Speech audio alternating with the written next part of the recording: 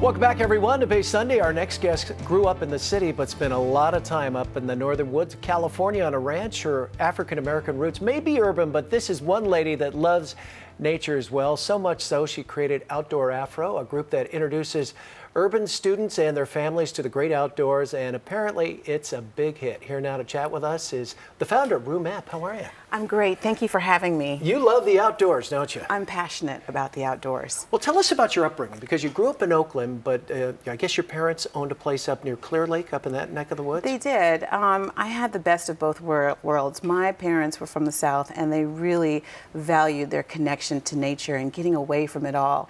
And so we had a working farm up in Lower Lake, California, with cows and pigs and a garden and fruit trees of almost every variety. And I had so much unstructured time to engage with nature and ride my bike along country roads and see the stars as they should be seen in the country. Let's go. Yeah.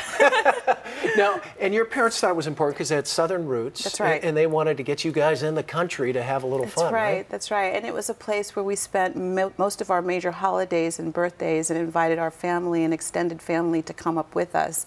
So it was also about connecting to family and to one another. And when did this all come about? Your idea to embrace the city of Oakland and bring some of these families up to share some of this with them? Well, you know, Outdoor Afro was really born in social media and also tapping, of course, into my personal connection to nature, because I wanted everyone to have that Clear Lake experience. And, you know, we were definitely in a time when communities could really use the healing. They could really use the connections to nature to, you know, not only bring about individual health, but community health. I can't help but we got a nice picture back here. Explain where this is, and it's not just for kids and students and teens. Mm-hmm. You bring whole families up here to, you know, be one with Mother Nature. Yeah, so we have a very active group here in the Bay Area of over 500 people who are always ready to connect with nature. And here we are a couple weeks ago at Mount Wanda near Martinez. And this is a national park, and also it's the site of John Muir's home. It's also near Port Chicago, which has a lot of important African-American history. And so we weave in the narrative of our history and place into these experiences to connect with people across generations, because we're hoping for a shift in how people think about free time, about vacation, and we know that connecting with all members of the family is important to that end. What's it like for an adult or even a child when you bring them on a, you know, introduce them to nature, so to speak, out of an urban environment, and they hear a bird sing or see a deer or whatever the case may be? That's when the magic happens. So often on our experiences, people are moved even to tears and say, I've been living here for 20, 30, 40 years even, and I never knew that these beautiful natural assets were right in my backyard. And so it's a reunion of sorts. And also people are very excited about going out and seeing people who look like them in nature. So it's positive, it's validating, and it's restorative. We both went to Cal, and Tilden Park's right behind it. That's right. And a lot of people that went to Cal probably didn't even get up there. Isn't it funny? Yeah. And these parks, there's so many of them in the Bay Area, just saying, come on in, and a lot of people just don't take the time. We're so lucky here in the Bay Area. We have national parks, state parks, regional parks. Our East Bay Regional Park System is amazing. And of course, our rec and park districts in our cities. So we have many, many assets to take advantage of here. And tell us, how do the families, how do they become a part of it?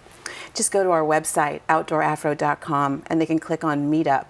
And we actually have groups all over the country. And so we're not just here in the Bay Area, we're in the East Coast, the South, the Midwest, and people all over this country are getting out, getting reconnected to nature, saying, I love nature, and it's transforming lives. And you've been recognized by President Obama. You were at the White House, I believe, back in 2010? I had the privilege of being there when he signed a memorandum that was committed to reconnect more Americans to the outdoors. It was a magical moment, and I was able to be in the company of conservation and outdoor leadership from all over.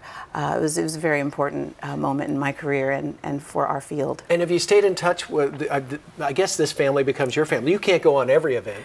Do you? Well, I go to most of the Bay Area events, but that's the beauty of Outdoor Afro and using social media, because we can, if we're not there personally, we can share those experiences and really help shift the visual representation of who we expect to get outdoors by sharing our blogs, our videos, our stories that inspire people to try something new.